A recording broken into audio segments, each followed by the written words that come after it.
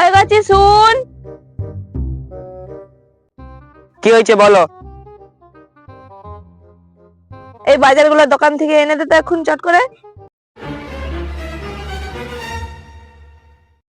বাবা, মা কিন্তু আমার সঙ্গে এবার একটু বেশি বেশি করছে। সকালে ঘুম থেকে উঠতে পারিনি, বলে এটা কর ওটা কর, এখন বলে আবার বাজার যা। কি, তোকে দিয়ে কাজ করাচ্ছে? তুই আমাকে আগে বলবি তো। যা এক্ষুনি যা তোর মায়ের কাছে, গিয়ে তোর মায়ের মুখের উপরে বলবি, বলবি আমি আর তো তোমার চাকর নয়, আর আমি তোমার কোনো কাজ করতে পারবো নি।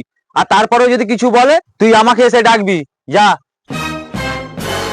এরাও তোমার পদ্ম, আমি তোমার কোনো কাজ টাজ করতে পারবো নি, আমি তোমার বাড়ি চাকর নয়। কই গো শুনছো? হ্যাঁ বলো। শুনছো তোমার ছেলে কি বলছে? হ্যাঁ, কি বলছে? বলছে ও নাকি এই বাড়ির চাকর নয়, কোনো কাজ করতে পারবে নি। হ্যাঁ, তাহলে লাই দিয়ে মাথায় তুলো। আর কদিন পর তো মাথায় উঠে নাচবে, মুখে মুতে দিবে আমাদের। সবার ছেলে কথা করে।